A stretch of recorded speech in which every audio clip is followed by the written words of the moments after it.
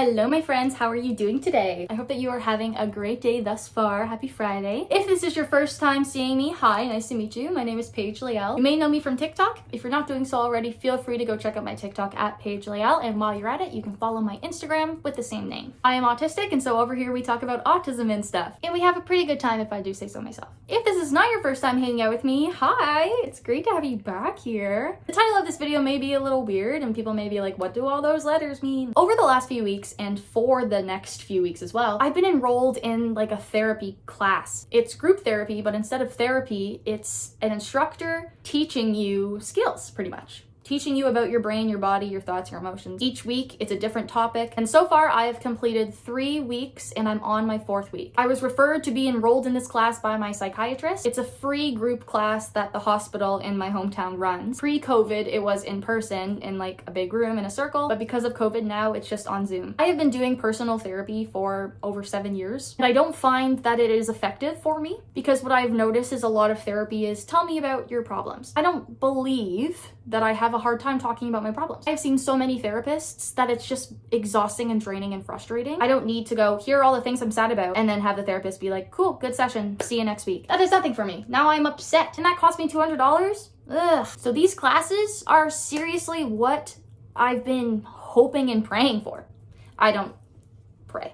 I don't hope really either. I want to learn about why I am the way that I am and what I can do to help myself. In the last 3 weeks, I have learned the most about myself as a human in regard to my emotions and my thoughts than I have over the last 21 years. So this video is specifically going over what we did and talked about last week. Out of the 3 weeks that I've completed thus far, what was said and explained and demonstrated last week has been the most helpful and impactful positively on my life. The first week was about mindfulness. The second week was about emotional regulation. If you guys are super interested in this stuff, I'd be happy to explain those weeks as well. Last week was all about depression. I almost didn't take this course because I don't believe myself to be depressed. I am diagnosed with major depressive disorder, but as I've said in a lot of my videos, I'm sure you guys have heard me say this a billion times, I think the only reason I was diagnosed with depression is because I have a habit. I feel like that's wrong. I have a tendency to resort to unaliving myself as my main coping mechanism. That is not out of depression, that is out of anxiety for sure, especially when I was younger. There are so many things happening all of the time. My brain is so overwhelmed. Everything is loud and bright and annoying and horrible. It takes so much effort to do things that I just want it to stop. But to be honest, obviously, I'm quite glad that I did take this course. Now, before we get into it though, I do want to remind everyone that I am not a licensed anything. I'm just a gal who's been to therapy lots of times, and I'm just going over what we've done over the last week. I'm not advising you to do or not do anything. Please don't take advice from me if you don't want to. And don't take it as medical advice. So the group facilitator's name was Summer McMillan. Summer did write and edit the entire booklet that we were handed out, and Summer was also the group facilitator and organizer. So each week when we talk about a topic, we are learning about it from the perspective of a certain type of therapy. This type of therapy is called ACT, or ACT. ACT stands for Acceptance and Commitment Therapy. ACT is all about accepting what is happening, choosing an action based off that, and then going through with it and taking the action. Every day of group for this week, we started with a 5-minute mindfulness activity. And what that basically looks like is meditating. You can find guided meditation for pretty much everything. There's a ton of good ones on YouTube. Go look them up. If you guys aren't familiar with meditation, I highly recommend that you become familiar with it. I think meditation is a very, very important thing. I am saying that now with 10 years of practice and experience. But mind you, when I was 11, I hated it so much, I would cry. It's easy to feel shame and to feel like you failed meditating. But you have not. Let me tell you, it's hard. And people think that they're failing because their mind kept wandering. Thoughts kept happening. That will happen. You're human. Your mind will wander. You will have uncontrollable thoughts. I've been meditating for 10 years and I can't stay in the moment 100% of the time. Definitely not during the day for sure, but totally not in meditation either. There is no right or wrong way to experience meditating. On our first day, we wrote down what depression is. We took 10 minutes aside, not talking to anyone else, and we wrote down what depression is. This is a very difficult exercise for me because I would like to just write down the factual definition of depression. But by doing it separately, everyone had to write down what depression is to them. And that always bothers me because it's a matter of opinion and not fact. I'm learning to accept that there are different realities of the same experience and they are all equally as true as mine. So in the what is depression, you wanted to look at how it directly affects your life. How does it function in your life? What place does it hold? And then we all shared all together as a group. There were definitely a lot of similarities. So some things that I wrote down are that depression to me goes from 0 to 100. There isn't often a lingering in a depressive state. I go straight to active suicidality. In that, I accept death, plan for death, intrusive thoughts. I find myself more angry. I have very little resiliency. A small problem can occur and it is kind of just confirmation that ending my life is the correct thing to do. Things that usually brought me joy don't bring me joy. I search for joy. I try really hard to find joy, and that can make me even more upset when there are things that used to bring me joy that don't anymore. Sometimes there's substance abuse. Some things other people wrote down were feeling like they are a burden, loss of appetite, or excessively eating. You feel alone, isolated, you feel numb. Sometimes people will throw up, lack of sleep, or a lot of sleep, an excessive amount of sleep. I wrote down BoJack Horseman vibe, which I know what that means. It feels like life is happening all around you and you are just an observer to it, not actively participating in it. Physical pain, avoiding responsibilities, failing relationships, risk-taking behavior, low libido, guilt, desire, or more of the need to control, and everything feels hard or a lot of effort. One thing that we learned from this is that all of these things are part of depression. They are not part of you. So our next thing was to write things that we've done to try to not be depressed. So to me, suicide, going to a psych ward, medication, but other people said things like going for a walk, playing with their dog, participating in an activity that they enjoy. But the main takeaway from this activity was, hey, did any of those things work? Did they cure your depression? Have you never been depressed after doing those things? I highly doubt it. I highly doubt you were depressed one time and then you went for a walk and then everything was great and you've never been depressed since. You have figured it out. That is because of our human societal relationship to emotion. We have been conditioned to evaluate emotions first. We've been conditioned to determine whether an emotion is a good or a bad one. I think that's pretty straightforward, right? People see anger as bad, sadness bad, depression bad. And we're conditioned to believe that we should only feel the good emotion, and that if we feel the bad emotions, we need to get rid of them. We need to do something to them to push them away and not feel them anymore. We were not born like this. As babies, we did not sit and think, oh, should I cry right now? Maybe I shouldn't cry right now. But we're then taught as we grow that some emotions should not be felt. And so often when we feel a bad emotion, we in turn feel the pressure of the badness on ourselves for feeling this way. And also the push and pull of trying to get rid of this sadness or this bad emotion. An ACT suggests that it's not the emotion that causes depression. It is your relationship with that thing that is causing depression. It is your constant struggle and will to eliminate the bad emotion because this causes suffering. In fact, every emotion is neutral and feeling every emotion is healthy. Stress is a healthy response. Anger is a healthy response. Fear is a healthy response. And the kicker is you can never avoid emotion. And it's proven that by pushing away or trying not to feel an emotion, it makes it worse. Emotions just want to be heard. I always say emotions are like little kid Paige. Paige, I have something, I have a piece of information that you need. And if I ignore her and tell her to shut up and tell her to go away, now she's gonna feel all those things herself. And also the pain of having me, her caregiver, tell her to not feel those things. Now she's gotta deal with both of those things at the same time. Whereas if I just looked at little Paige and went, okay, I hear what you're saying. That is a valid thing. Thank you for letting me know. And little Paige feels heard.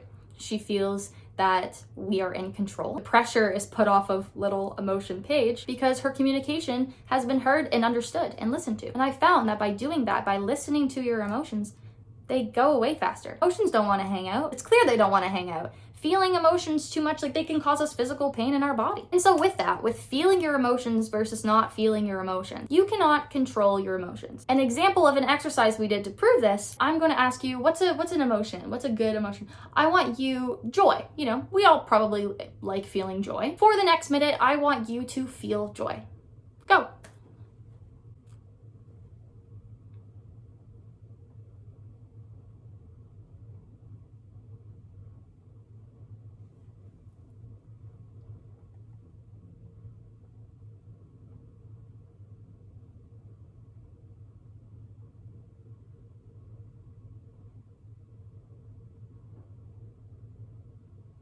Okay, I will make you go for the full minute because it's a little frustrating. You can't just choose to feel joy. Now, in this exercise, I did pick up my crystals and my Attack on Titan stickers, and I did feel joy. I couldn't just turn on the feel joy button inside my body. I had to do something to make an action, to change my external environment to feel joy. You can't choose what emotion to feel. And if you had to choose what emotion to feel, that would be pretty crap actually for your survival. If a tiger was running at me and I had to go, Paige, feel fear. Well, the tiger already ate me. That didn't help very much. But instead, my emotions are like a separate entity inside of me. So if you are trying to push your emotions away or you're trying to be less emotional, you can't.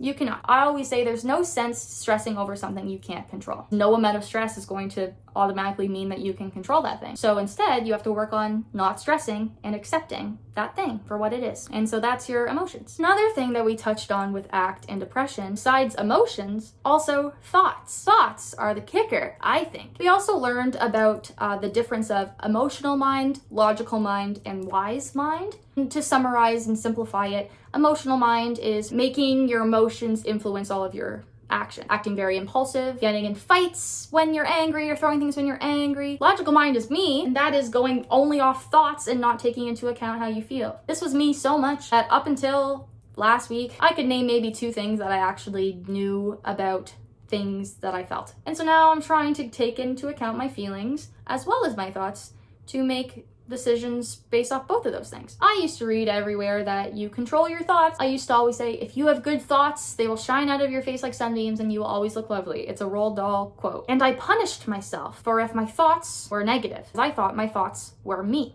and my thoughts were a derivative of me. Spoiler alert, they're not. And I think that this is something that I have been acknowledging within myself for a while now. I have OCD, and part of OCD, for me at least, is intrusive thoughts. Intrusive thoughts are horrible, awful, disgusting, the worst things ever in the world. And for the last 21 years, my intrusive thoughts have constantly tried to make me believe that I am the worst human being on the earth, that I want to do and have already done unspeakable things. And when I was a kid, I was terrified of my own brain. And I have a photographic memory, and so I see things in pictures. So it's not a monologue of someone telling me all of the horrible things. I'm seeing them. I'm seeing pictures. I take a step back and I go, have I ever acted on those thoughts?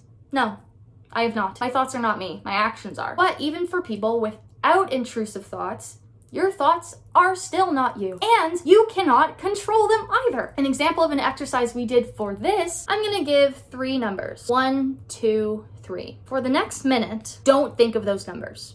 Go.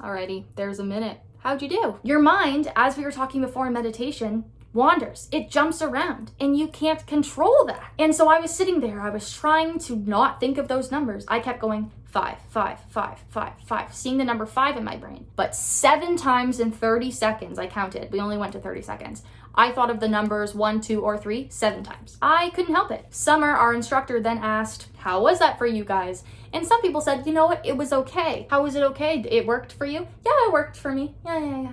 How? I just started listing off barn animals. Oh, I just started listing off colors. So you had to occupy your mind stressfully doing something else and avoiding that thought, you know? And was it a good time? No, it was quite hard actually. It was very stressful. Right, you avoided the thought to mirror a coping strategy perhaps. Doing one of those things we talked about for what you do to try to fix depression, you know, what would have been easier?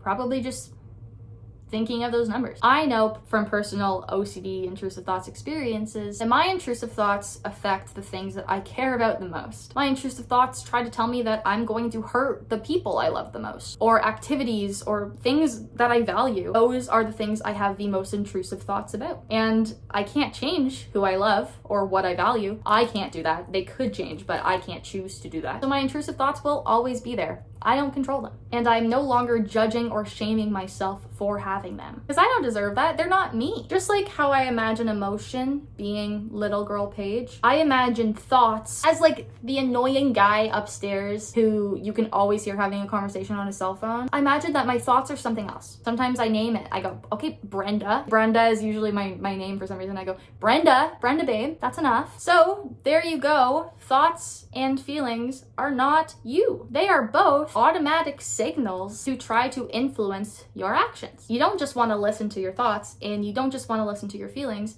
You want to take things from both of them. They can contradict each other. They can be on the same page, and they're not going to respond the same as the next person's to the exact same situation or prompt. But the goal is to be listening to both of them in order to influence your actions. And speaking of actions, ACT suggests that depression is an action. And this is the analogy used to describe depression as being an action. We imagined playing tug of war over a large chasm, and on the other side is something that we're battling with, an emotion that we're battling with.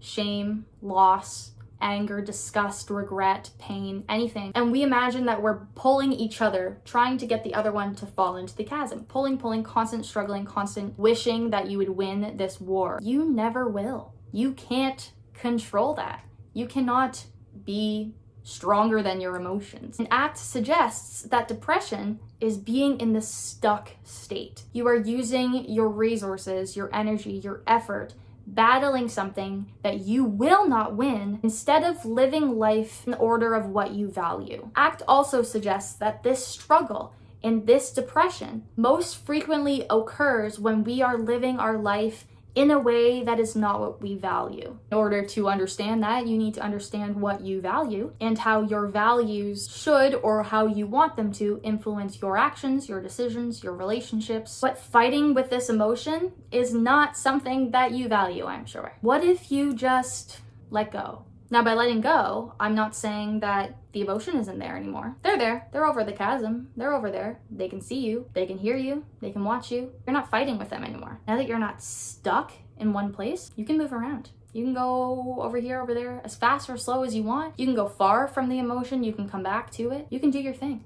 You can make choices and have actions that go in line more with what you value. We're not suggesting that you let go of the emotion and not feel it. You can't do that. We know that. But you can choose to not fight it. You can choose to experience it. And yeah, experiencing it is hella hard. That's why we try to fight it. But you're never going to win. Emotions are normal. Emotions are meant to be felt. They are meant to be experienced. Pain is inevitable, but suffering comes from prolonging the pain. You don't have to suffer by battling with it. Say hi to it. You don't have to be friends with it. You're probably never going to be friends with it because it's kind of mean to you. Never going to win against the fight with it. What would happen if you just accepted it? If you listen to your body telling you when you feel it. And final thing that I wanted to talk about this week, and this one may be my favorite, but it is called cognitive defusion. It's defusion as in fusion is the opposite.